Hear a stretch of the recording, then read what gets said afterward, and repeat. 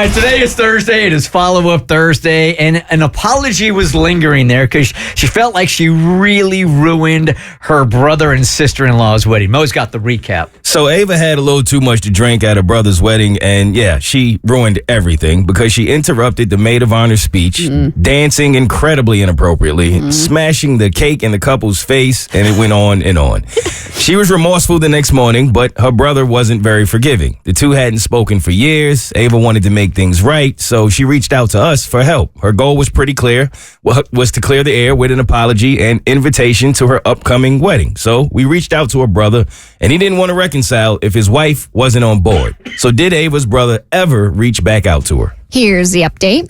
Hello, Bert Show. Surprise, surprise. My brother and his surprise. That's exactly what I thought of when I saw it. My brother and his wife did attend my wedding. I made this possible with the power of our parents. I enlisted my mom's help to contact my brother and keep sending him my messages. They finally relented and we set up a lunch. Just me, my brother, and his wife.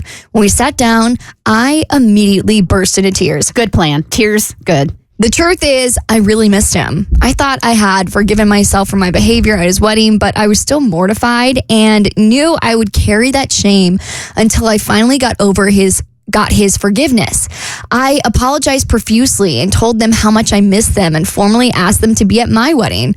They softened a lot when they saw me crying, though I could tell my sister-in-law was still very unhappy with me. They didn't say yes to attending at first, but they did agree to meet my fiance. That meeting happened soon after and went so well. My brother and husband hit it off so well, and I really think that's what finally convinced them to say yes. But there was a caveat. My brother told me he wanted to speak at the rehearsal dinner. I felt a little suspicious that they might be plotting something, but I agreed to it anyway. The night of the rehearsal dinner came, and by that point, I had forgotten all about my brother's speech. I was just busy being the bride.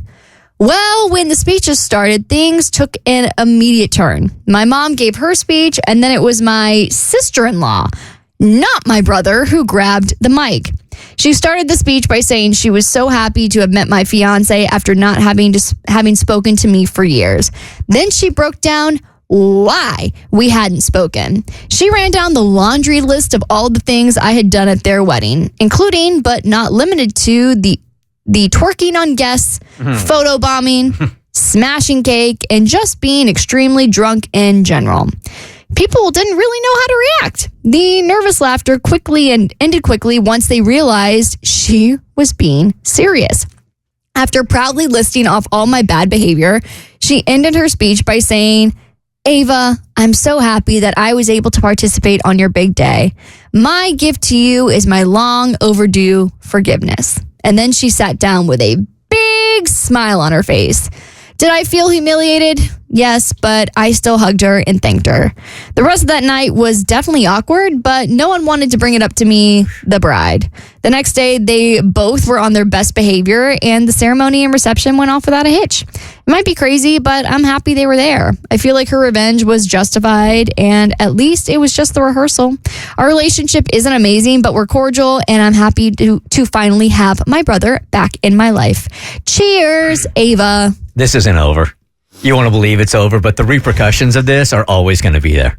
Yeah, it's not over. And I see where the sister-in-law is coming from, where she's been holding on to this resentment for years. And she, I guarantee you, has fantasized about the moment that she has gotten to humiliate you on your big day, just kind of like how you did on hers. But I still feel like two wrongs don't make it right. So I feel like you are still at some point going to have some other kind of conversation. I feel like the tension is still going to be brewing between you two. So just prepare yourself for that. But I'm glad things are good for now. Yeah, this feels like to me like this is something the sister-in-law is never going to be able to get over. Mm-hmm. Like she says that, but this is going to continue to rear its ugly head. And I just if you're going to forgive, then forgive. It shouldn't be like forgive with strings attached, like doing this obviously what she did at her brother's wedding was heinous and ruined the day, and the bride has every right to be upset. But like doing that at the rehearsal dinner, that wouldn't make me feel So good. petty. That wouldn't make me feel better about the So petty. situation. I'm usually a fan of a little bit of petty, but that just seems wrong. Right. Like you said, if you're gonna forgive, fully forgive. But to say, all right, I got to get you back one more time before we're okay, that just feels disgusting. The Bert Show.